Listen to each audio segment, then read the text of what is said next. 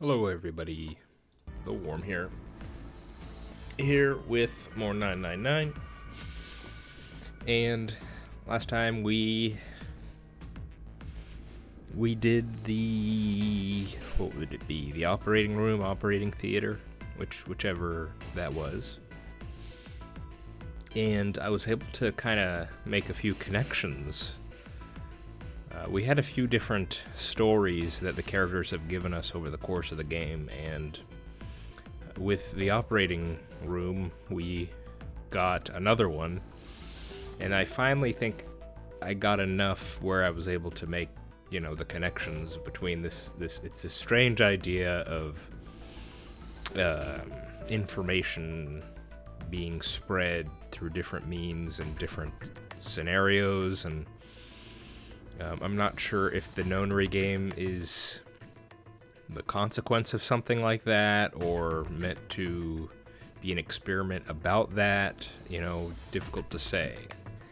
But I'm thinking it has to be related in some respect, because that's the only thing I'm seeing the connection between these stories for now. I'd have to go back and look at a list of what those stories were to kind of get a real sense of it. I think we got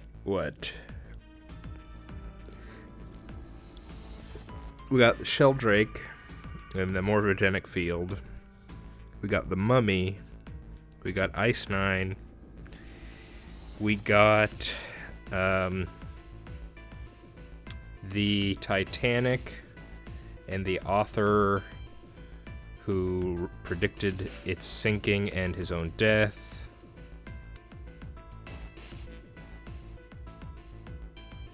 We got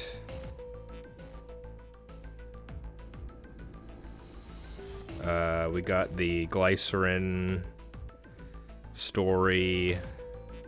We got the EDT story.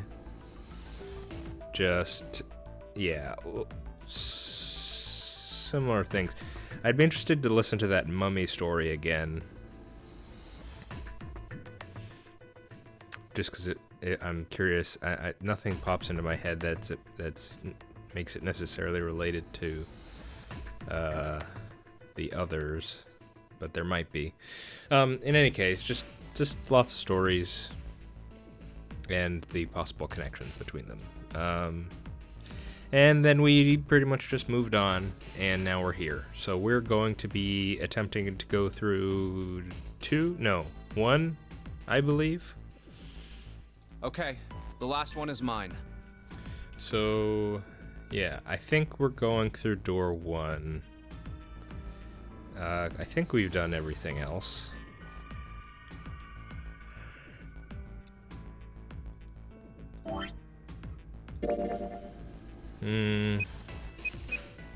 Oops. Yeah, because 2 is Yellow Submarine. 6 was the first playthrough. So I think 1's the only one left. Yeah. Okay. Let's do it. My choice is door 1.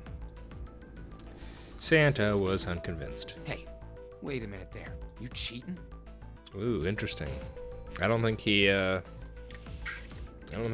said this on the last time we had this decision.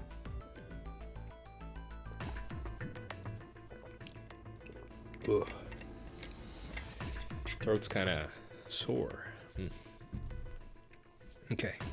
Cheating? I'm asking if you changed your number after you heard what doors we wanted. Yeah, it was something like I can't remember what the specific he wrote down. I can't remember if he wrote down all 3 or just said it. But yeah, Junpei definitely manipulated the results here. How could I do that? I wrote it down on the paper earlier. Let me see that. Sure, here. Junpei shrugged and handed it to him. Santa examined it furiously. The others peered at it as well. As they did, Junpei quickly slipped the piece of paper he'd been hiding into his pocket. Although he'd never know it now, Santa had been justified in his suspicions. Junpei had switched papers. I had 3 pieces of paper ready. Yes. Yep. He wrote down all 3. Yeah. For doors 1, 2, and And I put the 6, one with door 6 on it into the pot. he put a small mark on it so we would know which one was his. I just needed to make sure I drew last. I mean, it's clever and something I'm sure people have done. It's another peek at. Do you remember when we were doing the Yellow Submarine playthrough, and we chose to go through door 3, and Junpei made this cold calculation and pretty much forced the rest of the group to go along with it. I'm getting some of that cunning from him again here, you know. Not as cutthroat, of course, but it shows that Junpei can be, well, quick on his feet, quick with his thinking, clever, you know. He's not just. I get the sense that Junpei can be a bit more clever than the average Joe, is what I'm thinking. After I saw everyone else's result, I just chose whatever door I wanted. If the number I'd already put in matched, then I didn't have to switch the paper out. Well, what does it say? He fought the urge to smirk. You got lucky. Santa snorted and tossed the paper aside, frustrated. Very well. We've decided who will go through door 1. It will be Clover, Junpei, and myself. Yeah, it's been a while since we've been with Ace. 1 + 4 + 5 = 10. 1 + 0 = 1. Our only problem is the 2 remaining teams. June and I want door 6. Lotus and I want door 2. That's not good. We can't open either of those doors with only 2 people. Aw. Fine. 7, we'll go through door 6. 3 + 6 + 7 + 8 = 24. 2 + 4 = 6. Sure thing. Perfect. I didn't really want to go through door 2 anyway. Besides, if we've got a younger girl with us, it'll lower the average age. Right, June? Wow. Well, He's just out here looking for blood, picking fights. June was at a loss for words. Lotus was not. Pig. You just wait and see. That's the first time I think we've seen that. A portrait just sliding by. Her eyes were the eyes of a woman prepared to kill. A shiver ran down Junpei's spine. Calling me old. This is why men are such a pain in the ass. You do have 2 kids, though, so presumably there was someone out there there was, I should specify, there was a man you, well, maybe I shouldn't make that assumption. The way she's speaking, maybe it didn't turn out too well. Hard to say. They're about as subtle as a brick. And they're at it again. Even after they separated at the staircase, Lotus was still muttering angrily to herself. I'll see you later, June. Yeah, Lotus, Clover, Santa, no, hang on. Lotus, Clover, 7. I'd say definitely those 3, and then maybe Santa. They're very combative personalities. They tend to put others down or act callous towards. Well, no.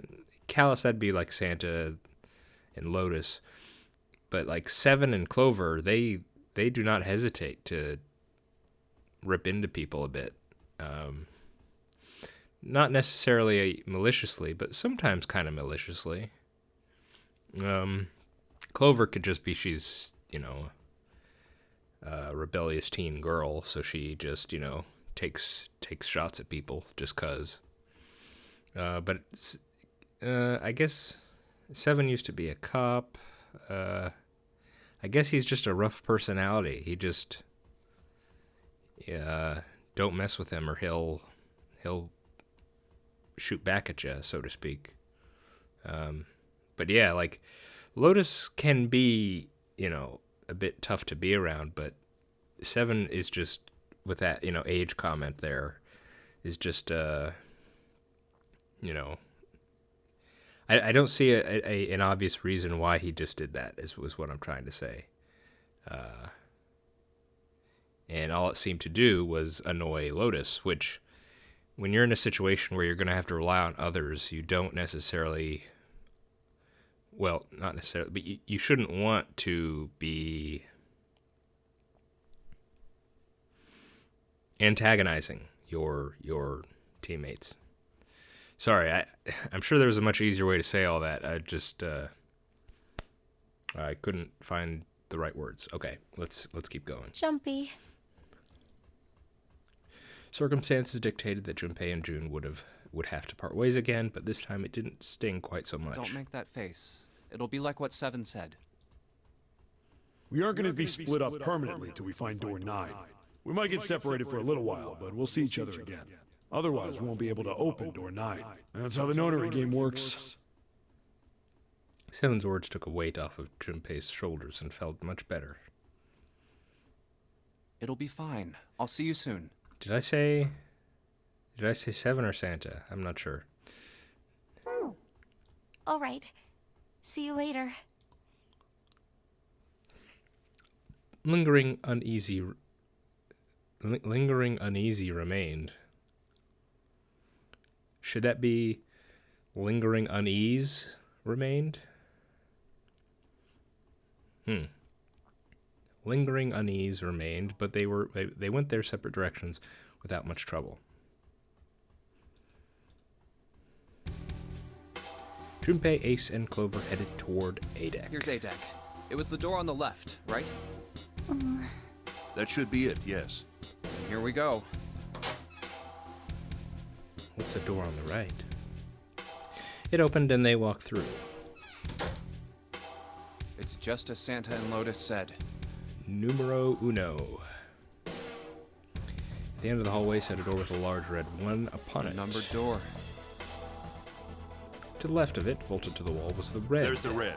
I'll go first. Ace went first and waved his wrist over the scanner panel. Now the two of you, if you would. Junpei was next. Finally, listlessly, Clover lifted her arm. She leaned toward the scanner panel. Now, if we're remembering right, she did disappear, Clover that is, while the 7 and Lotus were exploring, so I'm curious if that's going to happen again.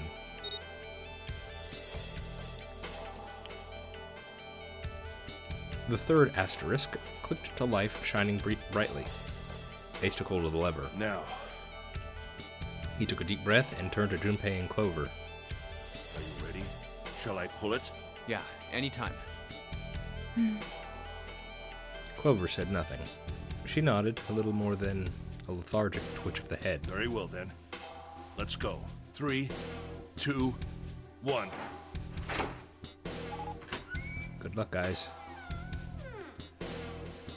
And it's open! Move it! They stumbled into the room. Where is it? Ooh.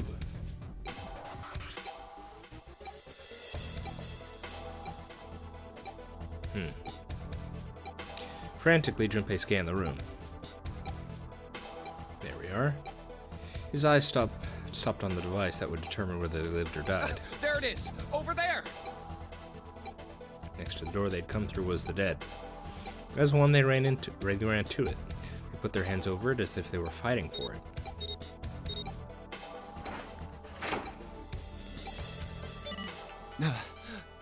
You know, I've had I remember when we were first getting the rules from Snake/Zero, I thought it was going to be a lot tougher to find the dead in these rooms, but every time, as far as I can recall, it's been relatively easy. The hardest one, I think, was actually the very first one we did, where it was at the end of a long hallway, and the group thought they might have to investigate all those rooms when it was actually just at the end of the hallway. All of the rest have been pretty easy, which I don't know why that's surprising to me, but I guess it was. I guess since the Zero wants us to go through these rooms, you know, having the dead be the main obstacle kind of defeats the point of having these very elaborate escape rooms, right? So, yeah. It stopped. Yes, it did. Junpei could feel his heart pounding against the inside of his ribs. Ace and Clover were breathing hard and fast. I don't believe I'll ever get used to that. I'm not sure it's something I'd want to get used to. We say this stuff a lot. We should finish this game before imminent death becomes a normal thing. I agree. Now then. Junpei looked around again, this time more slowly. Got a map There's of the another world. door. Let's try opening it. He took hold of the knob and gently pulled it open. So, this is the wheelhouse? My goodness. He closed the door again and turned to Ace and Clover.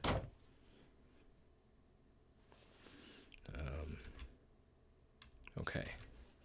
He fixed each in turn with a meaningful stare, then spoke. Ace, you investigate the wheelhouse next door. Very well. Clover, you're in charge of this room. Say something.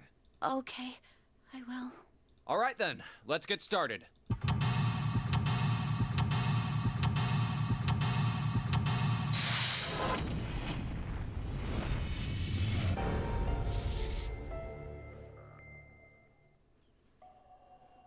Chart room. If it's one thing I do like maps. This map looks weird. What is it? It's the world with the Atlantic Ocean in the middle. Do the Japanese have it with the Pacific Ocean in the middle?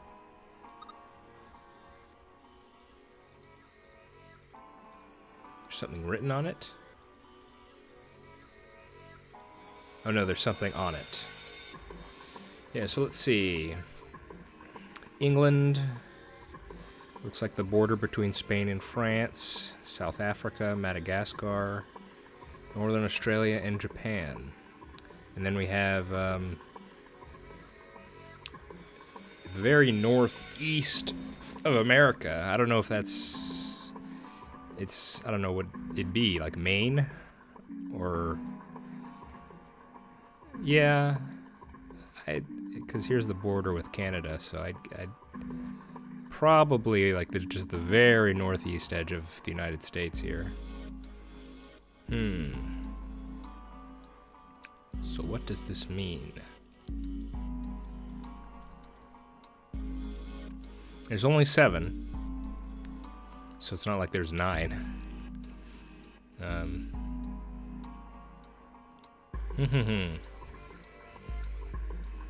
And here it looks like southern Japan. But not all the way south, because you could see a bit of it sticking out here. South central Japan, I'm guessing, somewhere around there. Northern reaches of Australia. Okay. Don't know if this is for something for the wider story, or if this is something particular for a puzzle in the room, as of yet.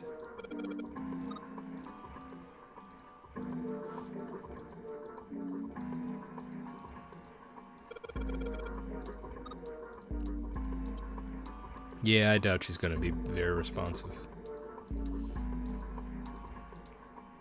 Ship's log. Ooh.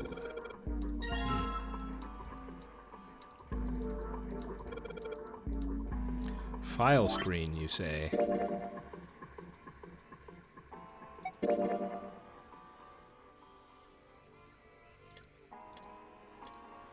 Oh my goodness.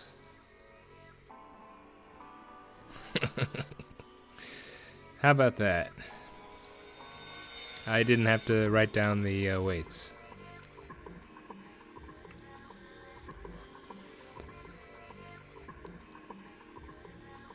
Well, that may have actually been helpful to see.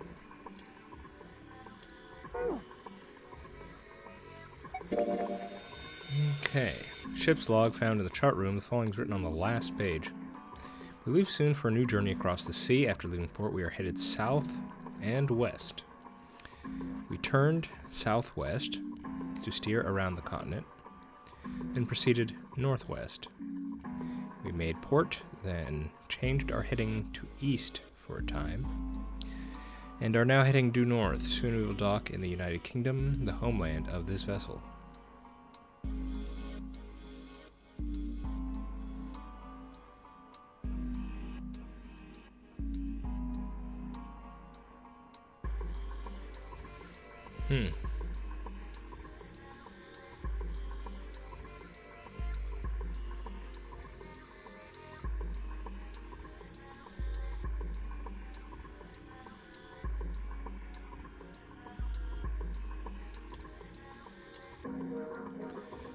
So based on this description, they go southwest, then northwest, then east, and then north.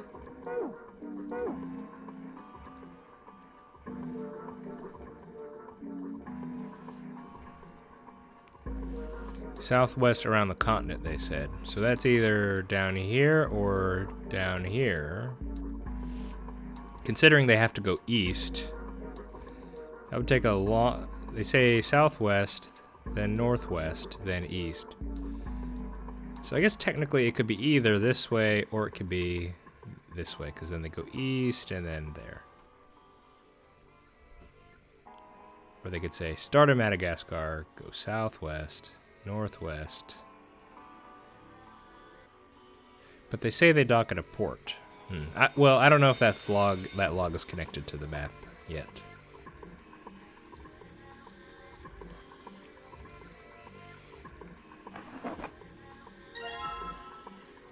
Pocket watch.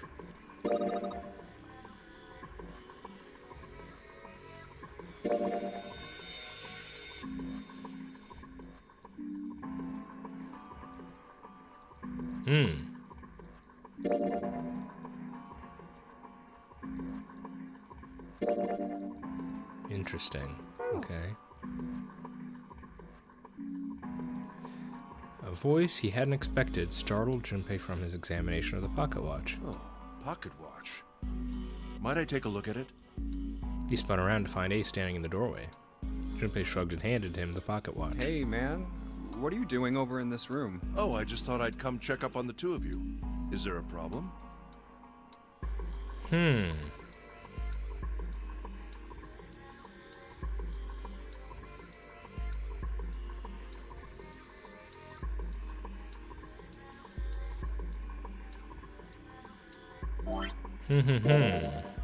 Interesting.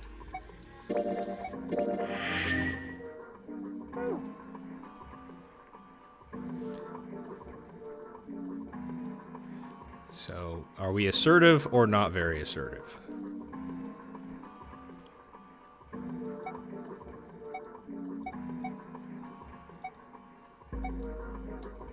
Yeah, there is. Let's be assertive. Yeah, there is. Ace's eyebrows went up. You checked on us. Now get out of here. We split this stuff up for a reason, all right? But why did I say that? I didn't need to speak to Ace that way. I feel kind of off somehow. Ace opened his mouth and took another look at Junpei and shut it again. A small smirk appeared on his face. Oh, I see. Of course. He looked Junpei over, then glanced at Clover. I apologize for the intrusion. Well, best of luck. Ace gave Junpei a knowing pat on the shoulder and left. Ow. For no reason he could fathom, Junpei's head began to hurt. What the hell? My head. A sharp pain in his head. How much time had passed? He wasn't sure. But he did notice when Ace strode through the door. His smile was more of a smirk, and he had an air of a man who knew more than his opponent. Yes. There was something I wanted to check, if you don't mind. Yeah? What's that? Pardon me. With no warning, Ace slipped his hand into the pocket of Junpei's vest. Hey, what the hell are you doing? Whoa, what are you putting your hand in my pocket for? Stop! He reached for Ace's arm. It was already too late. In the older man's hand were the pieces of paper Junpei had balled up and hid in his pocket. Uh-oh. Just as I thought. You switched them, didn't you, when we voted? Well, I can't say that I care. I managed to get through the numbered door I wanted, despite your mischief. Then, why did you... The numbered door you wanted. Oh, simple curiosity. I hope you won't think ill of me for it. Ace smiled, gave Junpei a friendly pat on the shoulder, and then turned on his heel and left. It was a small defeat, but it was a defeat. Junpei had lost the upper hand and he knew it. He could feel his stomach begin to tense. Damn.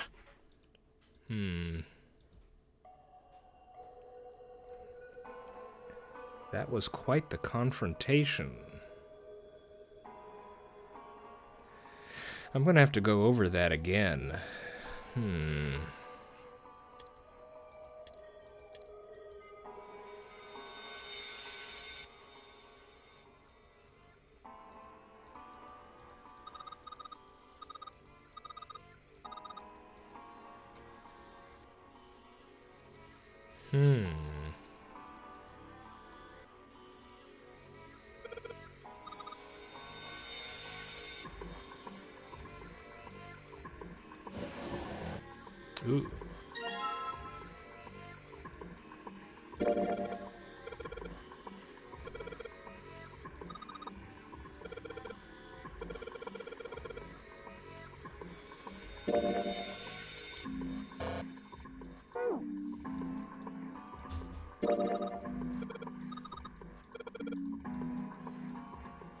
Ten of them.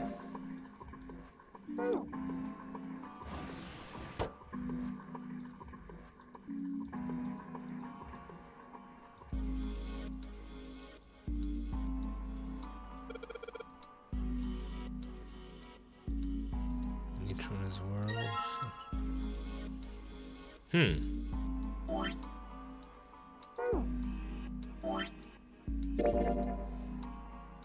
Nautical table. Nautical table found in the chart room. It shows direction southwest, northwest, southwest, southwest. Sorry, I got confused. It shows the directions of south, west, southwest, northwest, east, north, and straight. There is a word next to each point on the map. Full, half, slow, full, half, dead, stop.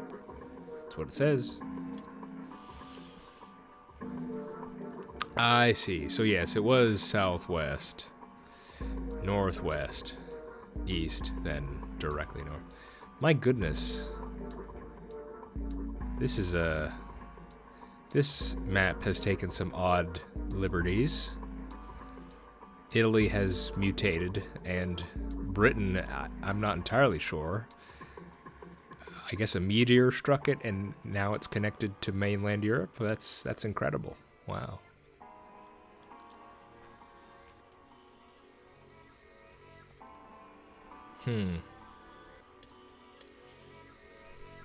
Full, half, slow, full, half, dead, stop. Okay.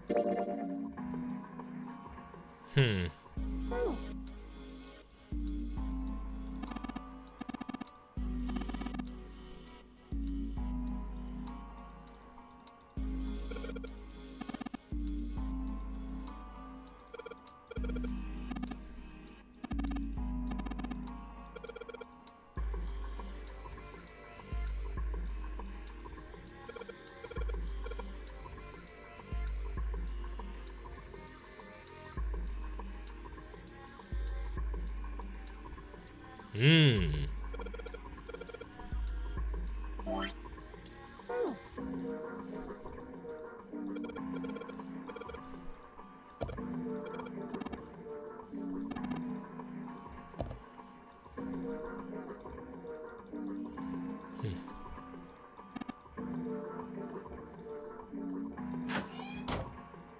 Okay.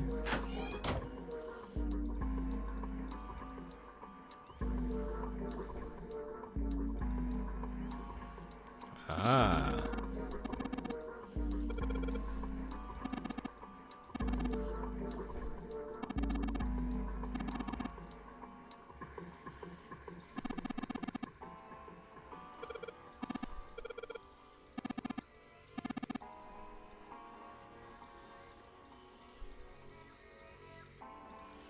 Hmm.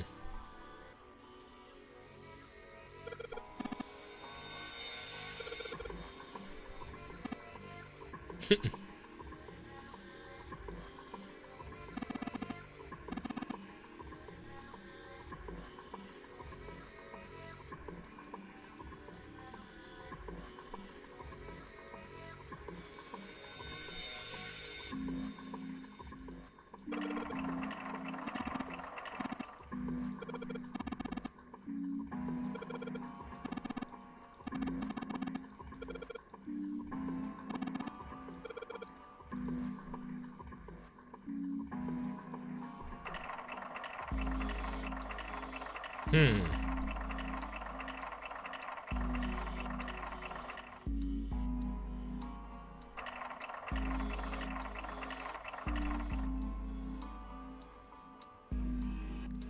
So it doesn't, it needs to, hmm.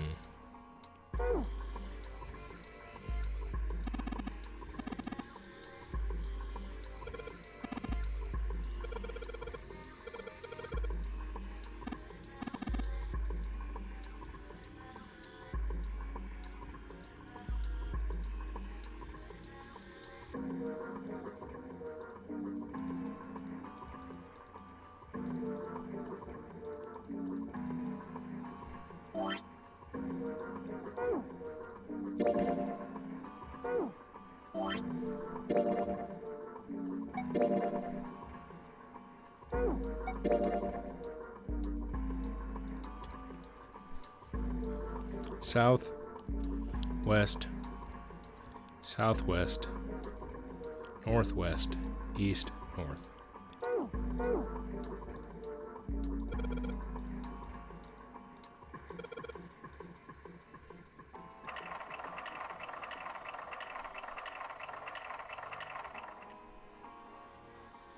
South,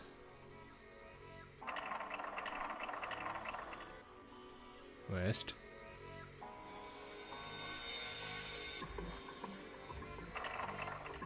southwest, northwest, east,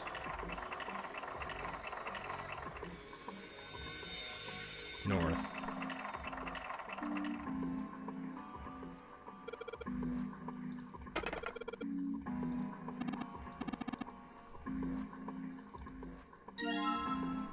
There it is.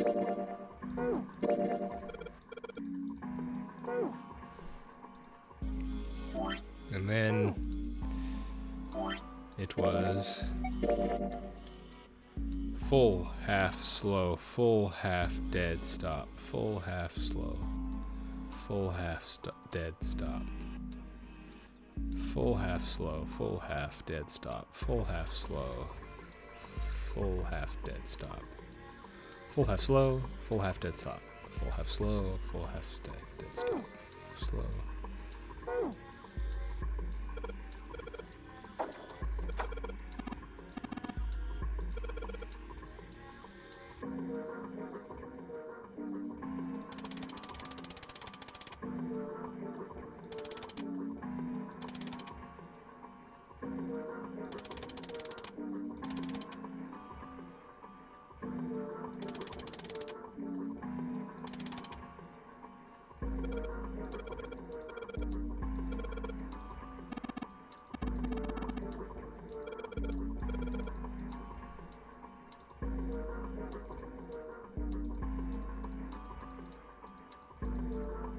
What did he say happened?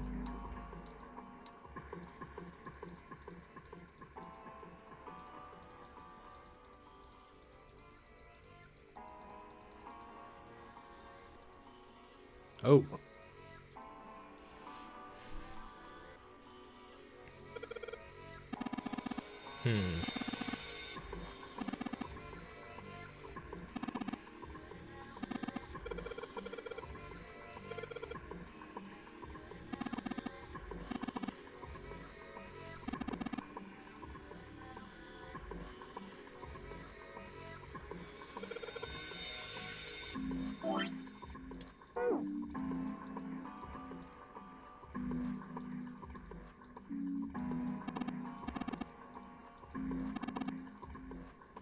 Hey, he just took the pocket watch.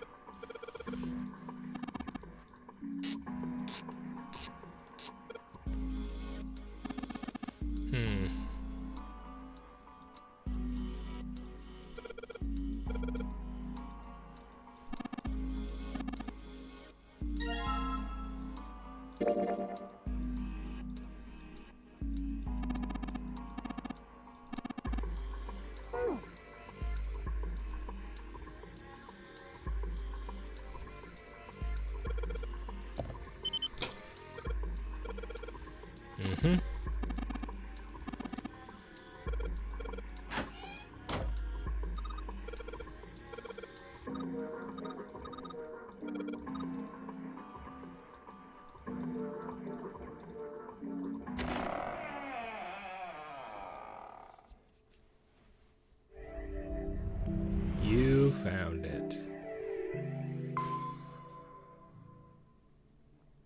Oh, a hallway.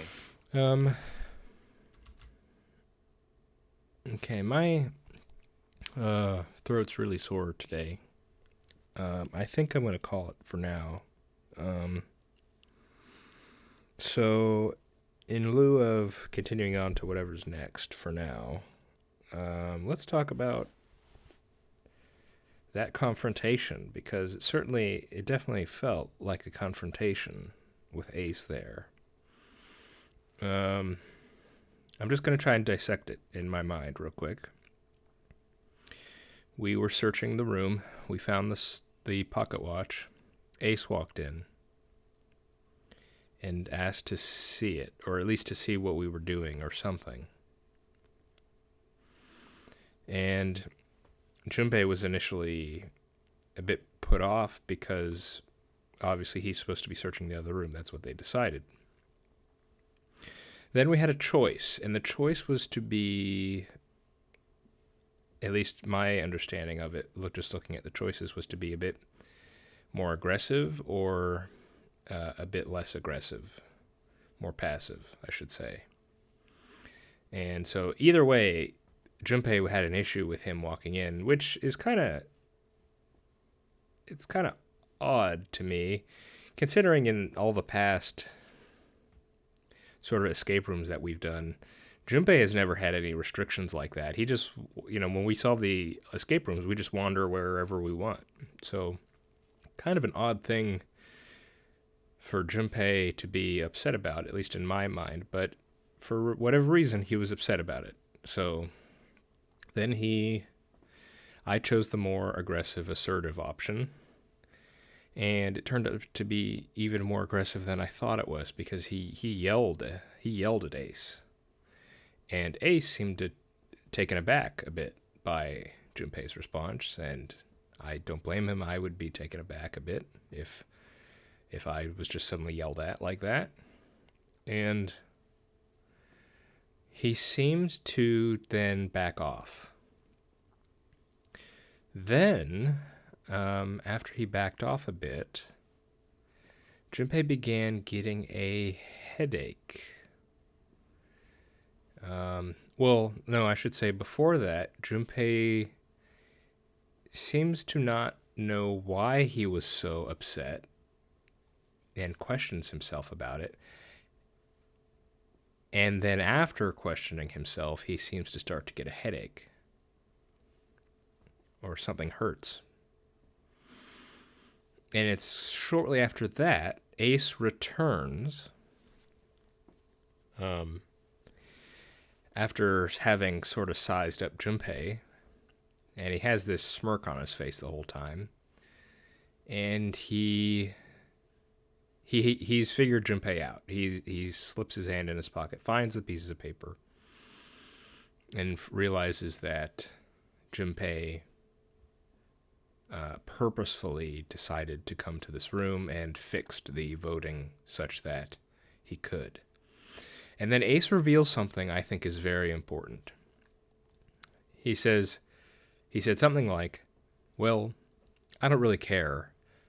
I still got the room I wanted. Which, you know, in one way, there's nothing really weird there. Because, I mean, we did have just a vote where we voted on which door to go to. And we've done that in the past where we're splitting up in 7 and 8, and we just had people choose doors. But I don't know, just the way he said it made me think, is there something here you know about? At the moment, I guess it could go either way. Either it could be an innocent thing where it's like, oh, it's door number 1, I'm number 1, I just wanted to come here, so, you know, I don't really care. Or it could be the more nefarious option if we're going the Ace is a suspect route, where there's something behind this door that Ace is aware of, and so he especially wanted to be here. And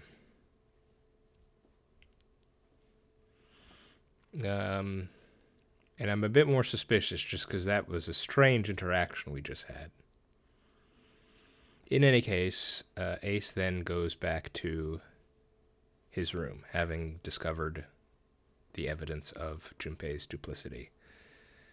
And obviously this is something he can hold over Junpei. He could, say, reveal it to the others and say, hey, this guy's being shifty, he's being suspicious. So, as Junpei said, it was a defeat in a sense. So, yeah, interesting interaction, and I'm sure if, you know, or when we get to the end, or when more stuff is revealed, I'll be able to kind of understand more of what that was, because some of it was a bit odd. The Junpei's behavior, his sudden headache, and some of Ace's stuff, some of his words there. Yeah. Okay.